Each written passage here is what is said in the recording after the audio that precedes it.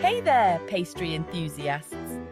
Today, we're diving into the world of eclairs and uncovering the top mistakes people make when baking these delicious treats. And of course, how to avoid them. Eclairs, with their delicate pastry shell, creamy filling, and that irresistible chocolate glaze. They seem simple enough, right? But let me tell you, I've seen my fair share of eclair mishaps in my day. From flat, deflated shells to soggy, sad pastries, we're tackling it all. So, whether you're a seasoned baker or just starting out, stick around and let's turn you into an eclair expert. Let's get started. All right, let's talk dough. Getting the right consistency is absolutely crucial for eclair success. We're aiming for a dough that's smooth, thick, and glossy, but not so thick that it's impossible to pipe. Think of it like this. You want a dough that reluctantly releases from your spatula, forming a V shape when you lift it up. If it's too runny, your eclairs will spread out during baking and you'll end up with sad, flat pastries. On the flip side, if your dough is too stiff, it'll be tough to pipe and your eclairs might turn out dense and chewy. Not exactly what we're going for. Trust me, finding that Goldilocks consistency, not too thick, not too thin, is key. Now, let's talk baking. This is where patience really comes into play. Underbaking leads to soggy eclairs. Ensure the shells are fully baked to hold the filling. Look for a golden brown color. Tap the bottom. It should sound hollow. Better a slightly darker eclair than a soggy one.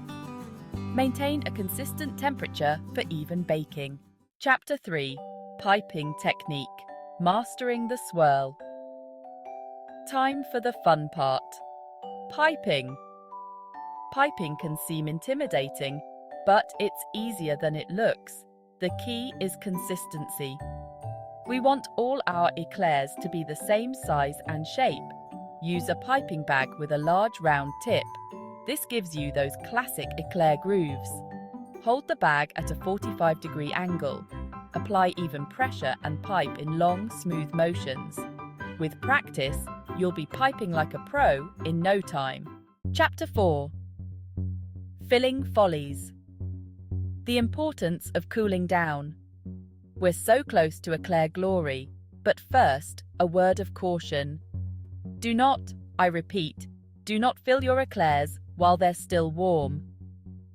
I know, the anticipation is killing you, but trust me on this one. Filling warm eclairs is a recipe for disaster. The heat from the shells will melt the filling, turning it into a runny mess. And nobody wants a soggy, structurally unsound eclair. So, how do you know when they're cool enough to fill? Simple.